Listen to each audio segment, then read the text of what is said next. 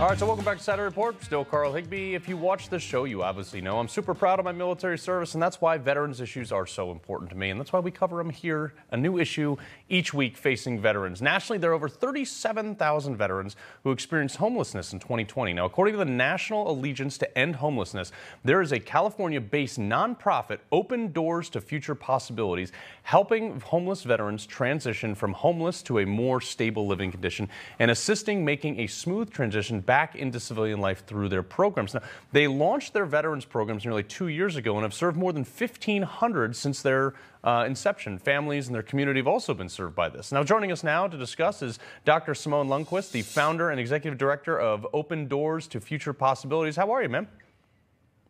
I'm good. Hi, Carl. Thanks so much for having me. Oh, my pleasure, my pleasure. Now, this is super important. It's a shocking statistic that as many people and the high-functioning members of our military, they get out after being told what to do, how to do it, where to be, when to be there, all these things. And a lot of them, unfortunately, have some issues adjusting back to the thing, and they end up, some of them, unfortunately, end up homeless. Now, you help veterans using this holistic approach. Tell us a little bit about how your program works, how you find people, how you get them helped out and fixed up and off to the races. Wonderful. So as you talked about it wonderfully, what's happening is that when people want to join any branch in our U.S. military, what happens is that they go through about 6 to 13 weeks of intensive military training. However, when they come back, there is no process and there's no time for them to be able to transition smoothly back into civilian life. Mm-hmm. And unfortunately, there's not a switch that they can flip and then suddenly turn back into a high-functioning civilian. Mm-hmm. The way we work with them, we're trying to be that transition for them. That place for them where they can feel safe, they can talk about whatever has happened, be able to change perspective and give new meanings to whatever they have witnessed.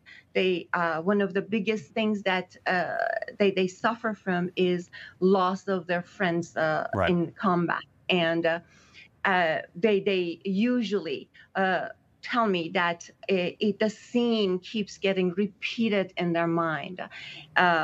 And they're trying to figure out maybe they could have done something to change the ending. Mm-hmm. And then after a while, they give up and they basically right. tell themselves that it's going to go away. Yeah, no, and that's a huge problem. It's a huge problem. You lose the support network. You lose that close camaraderie. Oftentimes when you get out, you might go to a job where you don't have the same thing. And one of the things, though, is when you're in the military, and I experienced this myself when I got out, is, a lot of times you're given they're taking care of most of the stuff that you need, depending on what your rank is. If you're a junior guy, you oftentimes live on base. Some guys get out never having lived off base before, and they have to figure that whole thing out. They have to learn, how to pay bills and do all these things, and some of them just aren't ready. In your program, you've transitioned. You've helped a ton of folks recently transition. You're also seeing an influx of military service members return home from overseas right now with the end of Afghanistan. We ended Iraq a little while ago. Tell us about what you're seeing right now, especially coming out of Afghanistan. It's kind of sad what the veterans are talking about. Well, I'm not sure if you know the suicide rate.